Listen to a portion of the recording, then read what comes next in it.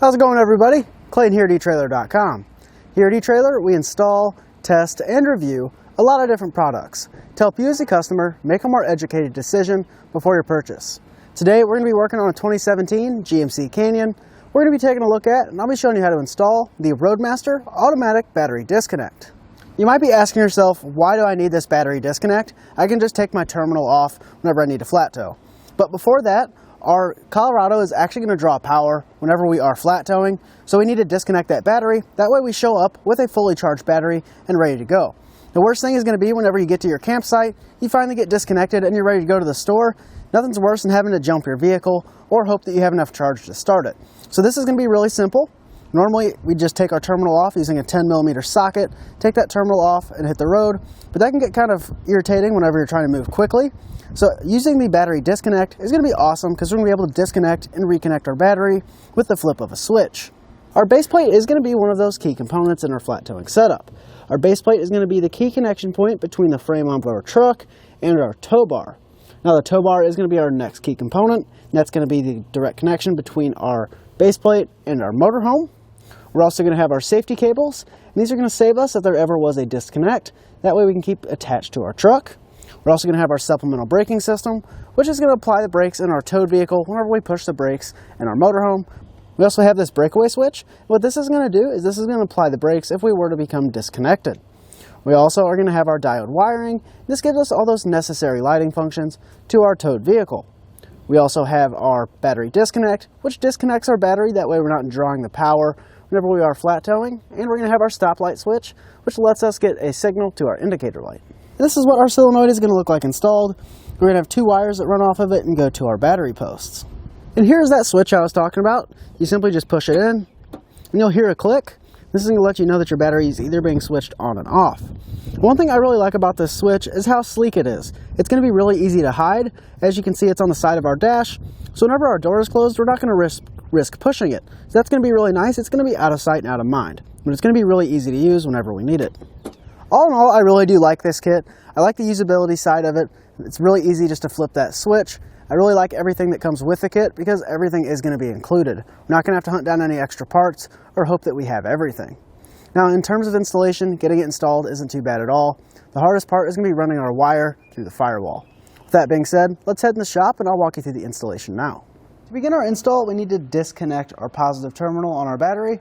We're going to open up this cover, exposing this 10mm nut. You can simply remove that now.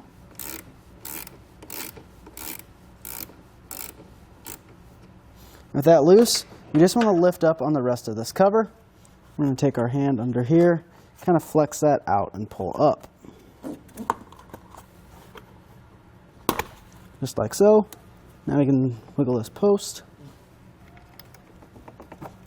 and pull it off. And we're going to have a 13mm nut that we need to remove on this side.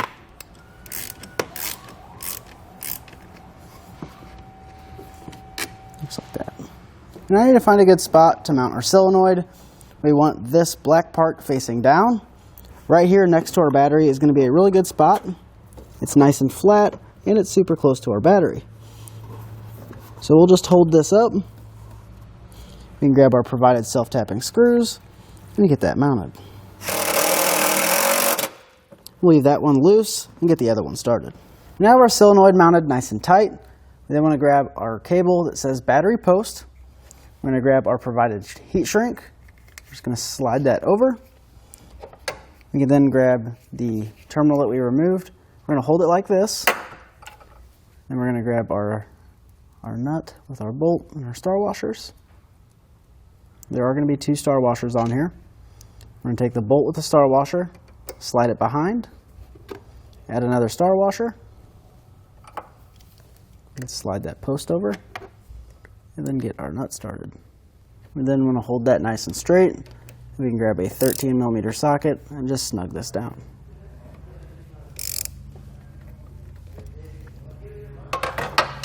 We'll slide that heat shrink over, grab our heat gun and shrink it down.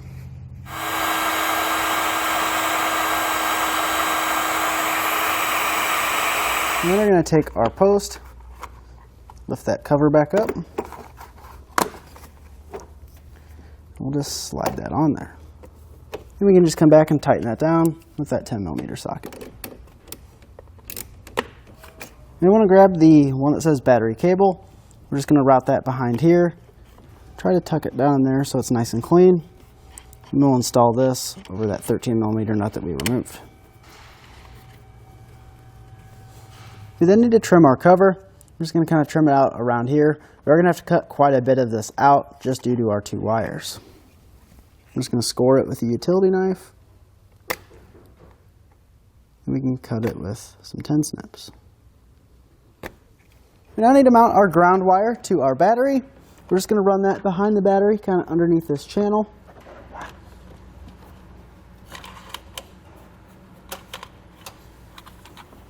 And then over this way.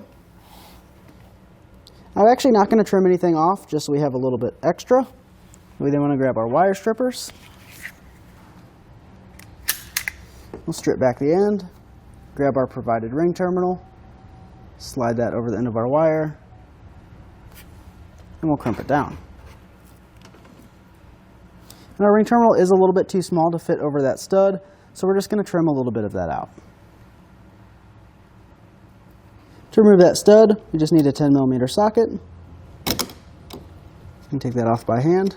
We'll take our ring terminal, just slide it over, and then reinstall that nut.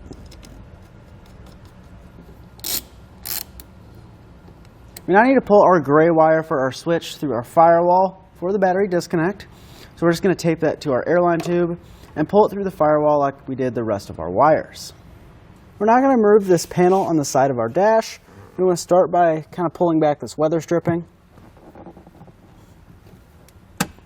Just like so.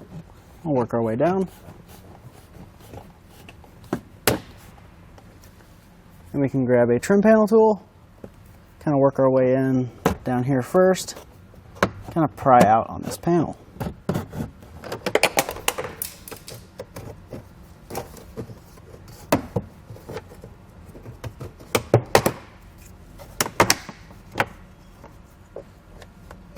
When you're doing this, you want to be careful not to break any fasteners. That's why it's good to use these nylon trim panel tools, which you can find here at eTrailer. Now I'm going to grab that panel. We're going to find a good spot. Right here should be pretty good. So we're going to grab our step drill bit and just drill through here till our button fits through there nicely.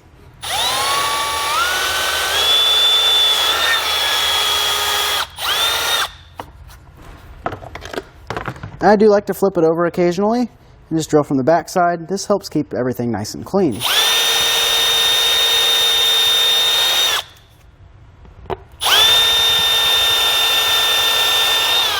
And we can just frequently stop and test fit it to see if it fits through there. So now we know we need to go out a couple more notches. With our button pressed through, we can now flip it over and add our nut. We don't have to get this super tight because it is friction fit pretty well. We just want to snug that down by hand. As you can see, that button's not going to turn or move, so we know we're good to go. I pulled our gray wire out of that opening in our dash. We just want to run this up with some factory wiring and zip tie it. And we don't need all of this extra, so we're just going to cut a little bit off. And with that cut off, we now want to grab a pocket knife and just cut back this sheathing, exposing our wires. With our insulation cut back, we now want to trim back our wires, our wire strippers. I'll just give these a little twist. Now we can grab our switch. On our switch, we're going to have 2 Phillips head screws. We just want to loosen those up, and this is going to allow us to slide our wires through. Now I want to come up to our wires.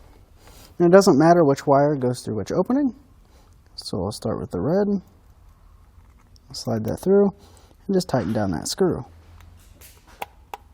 We'll repeat that same process for the black wire. And I want to pull up our fuse cover. And we'll add our 7.5 amp fuse provided. We'll push that in and then push it down. Might have to get a hand on both sides of it. We can now test everything out. As you can see, our screen is lit up. So we'll reach over and press our button. And that cuts our battery, so we know it's working properly.